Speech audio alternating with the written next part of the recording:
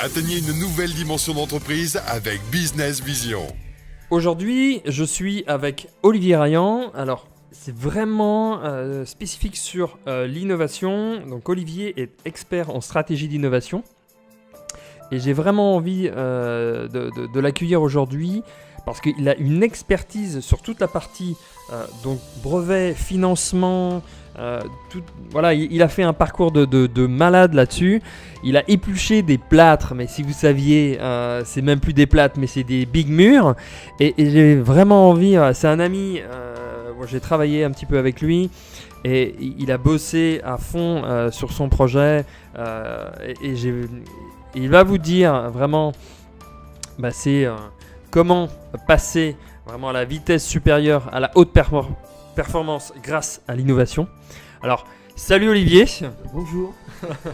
Alors, est-ce que tu peux justement te présenter par rapport à ce que toi tu as fait, par rapport à l'innovation, l'expertise, et qu'est-ce que toi tu vas pouvoir nous apporter aujourd'hui ? Alors bonjour à tous, écoutez, qu'est-ce que je peux apporter ? Je suis parti il y a quelques années d'une feuille blanche pour monter une entreprise. Donc la partie financement forcément est au cœur du sujet, la partie propriété intellectuelle est aussi au cœur du sujet.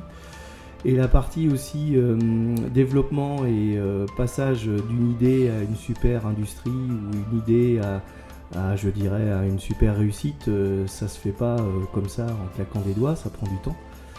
Ça prend du temps aussi et c'est aussi de bien s'entourer. L'entourage est aussi important, que ce soit des partenaires, des collaborateurs ou même la famille. C'est très important d'écouter, c'est très important aussi d'analyser par soi-même. Alors justement, c'est ce que j'allais dire Olivier. Même si tu restes un petit peu vague, tu peux hésiter, tu peux donner des choses très précises sur, comme tu me disais à l'instant, le premier à être dans l'innovation dans l'Ouest, etc. Alors si tu peux en dire plus sur ça et nous dire qu'est-ce que les 3 conseils à un chef d'entreprise pour justement qu'il aille sur l'innovation. Est-ce qu'il a peur? Est-ce qu'il n'a pas peur? Comment? Parce que des fois, c'est souvent les questions qui se posent. Ouais, je vais dans l'innovation, mais il y a des branquignoles pour telle chose ou autre. Mais vers quelle direction je vais? Qu'est-ce que je fais? Est-ce que tu peux donner 3 conseils? Alors, le premier conseil que je dirais, c'est que tout le monde est innovant. Il suffit de regarder dans son entreprise. Je pense qu'il y a des choses ou des astuces ou des façons de faire que vous pouvez breveter peut-être. Où vous pouvez notamment déposer peut-être des marques ou accompagner vos collaborateurs à aller dans cet état d'esprit.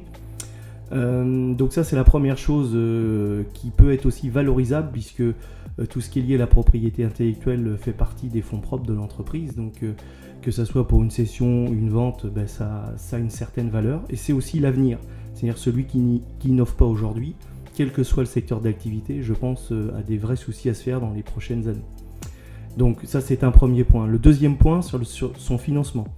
Ne pas forcément regarder à 2-3 ans, ça n'a pas d'intérêt parce qu'une innovation ça prend toujours beaucoup plus de temps qu'on l'imagine à sortir. Mais plutôt regarder son projet à 5-7 ans. Et je dirais trouver les bons partenaires financiers. Alors on peut parler un tout petit peu des banques, un tout petit peu du public, mais surtout du privé. Puisqu'il y a beaucoup d'acteurs aujourd'hui qui se positionnent sur ce sujet.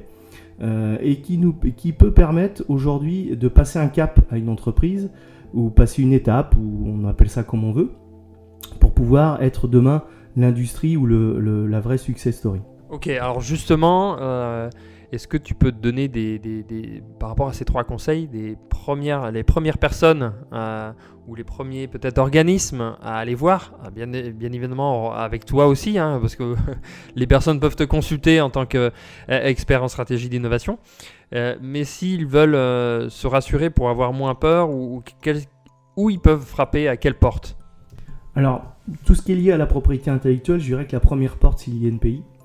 Où il y a des vrais experts, des juristes qui peuvent vous accompagner sur la partie, on va dire, juridique ou on va dire technique sur le sujet. Après, il y a les cabinets de brevets, donc liés justement au dépôt de brevet, surtout à sa rédaction. C'est très important, la rédaction d'un brevet, c'est suffisamment en dire pour que le juge comprenne et pas trop pour qu'on vous copie tout de suite. Donc c'est assez... C'est une très bonne astuce ça quand même. C'est une astuce importante. Donc il y a très peu aujourd'hui de cabinets qui savent le faire. Il y a beaucoup de cabinets de brevets. Là encore, les conseilleurs ne sont pas les payeurs, hein. Donc il faut faire attention à son conseil. Alors justement, j'allais rebondir là-dessus. Tu dis c'est pas les conseils, mais quels sont les conseils qu'il ne faut pas écouter dans ce cadre-là, parce que c'est quand même très important. Alors les conseils qu'il ne faut pas forcément écouter, alors déjà il faut bien se renseigner à l'INPI de tout ce qui est prestations, puisque faut savoir par exemple que les prestations ou les annuités liées à l'INPI sont comme des timbres-poste sans TVA, donc il faut bien déjà regarder ce qu'on vous facture. Hein, ça paraît comme ça innocent, mais un certain nombre se permettent un peu de surfacturation liée par exemple à la TVA. Mais aussi regarder, alors même si ce sont des gens qui sont relativement discrets, hein, les cabinets de brevets n'ont pas le droit de faire de publicité, hein, il faut quand même faire attention un petit peu, par exemple, au parcours du dirigeant de ce cabinet de brevet, ce qu'il a fait, où est-ce qu'il a travaillé, etc., etc.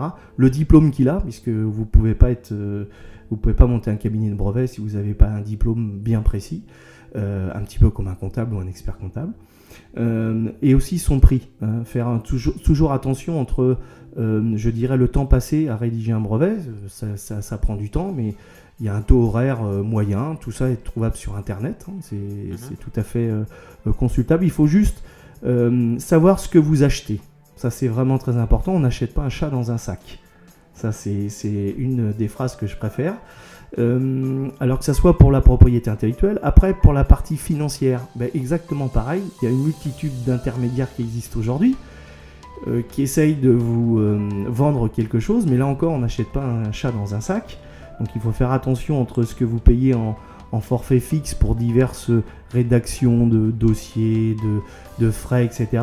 et le success fee par rapport à ce qu'ils vont vous apporter, etc. Vérifiez que ce sont bien des experts sur Internet, et il y a plein de réseaux sociaux où vous pouvez regarder le parcours des gens, ça vous donne déjà un ordre d'idée de ce qu'ils ont fait, du réseau éventuellement qu'ils ont, puisque vous aussi vous pouvez avoir accès aussi au réseau, et de vous dire, eh bien, est-ce que cette personne est la bonne personne ? Et puis je dirais, le troisième conseil, c'est l'humain. Quand vous l'avez face à vous, est-ce qu'il vous apporte confiance ou pas, tout simplement. Ok, alors avec ces super conseils, Olivier, une fois que le brevet, les marques sont déposées, comment dans l'entreprise on peut vraiment, parce que certains ils se disent ok, mais comment je peux le valoriser, comment, il y a la partie comptable, etc. Bon, ça je pense qu'on va pas en parler ici, mais dans le business, comment on peut le valoriser, comment on peut justement faire bénéficier de l'entreprise ce souffle-là ou ce développement-là pour que justement l'entreprise explose, quoi. Alors je dirais que dans n'importe quelle entreprise, au secours, dans n'importe quelle activité, je dirais, si vous faites de l'innovation, regardez déjà ce que vos clients ont besoin. Et pour vous différencier de votre concurrence, ce qui est important, c'est de leur apporter le plus. Alors qu'est-ce qu'il y a dans votre entreprise, dans votre activité, vous, à mon avis, vous avez toujours une astuce pour apporter plus que votre concurrent. Alors regardez dans quelle est la possibilité, comment vous pouvez le faire déjà, si c'est du service, si c'est du conseil, si c'est de la technique, si c'est de l'accompagnement. Mais je pense qu'il y a toujours un plus que vous pouvez faire. Et ce plus-là, c'est valorisable. Vous valorisez votre prestation, et qui dit valoriser sa prestation, que ce soit de la prestation intellectuelle ou de la prestation physique, ça mérite forcément un prix forcément plus important que si vous restez sur de la prestation basique, ou de la prestation basique, entre une palette bois et une palette bois, seul le prix compte. Ouais. Tout simplement. Okay. Et une fois que tu as déterminé en fait cette valeur ajoutée, donc tu déposes ton brevet, etc. Et tu, en termes de communication, de marketing, etc., est-ce que tu as un conseil ou tu as une vue ou bien sûr mettre en avant toute cette partie-là, mais comment la valoriser en fait réellement ? Est-ce que tu as une idée à ce sujet ou Alors oui, comment la valoriser ? Je pense que c'est déjà auprès de votre clientèle de savoir ce qu'elle attend. Ça c'est très important, hein. Je dirais qu'il faut être proche de ses clients pour savoir ce qu'ils ont besoin. C'est ce qu'on appelle la prospective. Ce qu'ils ont besoin, quels sont leurs marchés de demain, sur quelle est la stratégie de leur entreprise, vers quoi ils veulent aller, et ce que vous pouvez leur apporter de plus. Après, sur la communication, je pense qu'il vaut mieux communiquer avec ses clients que de faire un article dans le journal. Vous allez alerter votre concurrent, donc ça a peu d'intérêt. Par contre, aller voir votre client, lui expliquer ce que vous voulez faire, est-ce que ça l'intéresse, ça à mon avis c'est beaucoup plus intéressant. Ok. C'est vrai Olivier, moi je confirme, c'est ce que je vous dis toujours. L'expérience client, apporter de la valeur à votre client, à son besoin et vous le fidéliserez, vous avancerez beaucoup plus loin avec lui et puis naturellement votre développement de chiffre d'affaires sera constant. En tout cas, n'oubliez pas vraiment expérience client. Donc si vous avez une expérience client que vous pouvez valoriser avec votre produit ou votre service, parce qu'il ne faut pas oublier que aussi dans le service, si vous faites du logiciel ou même des certaines spécifiques, vous pouvez faire des brevets ou en tout cas même déposer des marques, parce que derrière vous avez les licences de marque, etc. Donc vous pouvez aller très très loin aussi sur ce secteur-là. Alors moi Olivier, est-ce que tu peux nous dire une seule chose pour un chef d'entreprise qui nous écoute, un entrepreneur qui nous écoute aujourd'hui, à mettre en action tout de suite, maintenant, pour justement à planter des graines et pour qu'il ait un bel arbre fruitier demain? La première chose que je dirais, c'est regarder votre entreprise et vos collaborateurs. Je pense que dans chaque métier qu'ils font, ils ont une astuce, quelque chose en plus. Et ça, c'est peut-être l'innovation de demain. Donc vous avez vraiment autour de vous, regardez dans votre entreprise. Et puis, comme dit Olivier, c'est peut-être le trésor de demain, la boîte à idées. En tout cas, voilà, exactement. Ça, c'est un très très bon rapport, la boîte à idées de l'entreprise, même vers l'extérieur. En tout cas, je te remercie Olivier pour cet échange. Ça a été, je pense, très fructueux. Ça permet aussi de donner des directives aux personnes qui hésitent sur l'innovation ou les brevets ou les marques. Ils trouvent que peut-être c'est un secteur ou une activité qui a justement noir, pas clair, alors que ça peut être un levier, une valeur ajoutée pour atteindre encore plus de performance dans votre entreprise et vraiment aller très loin. Est-ce que tu aurais un dernier mot à ajouter ? L'innovation, c'est votre réussite de demain. Ok, bon voilà, l'innovation c'est votre réussite de demain. Merci à vous et je vous retrouve à un prochain podcast. Bye bye, ciao.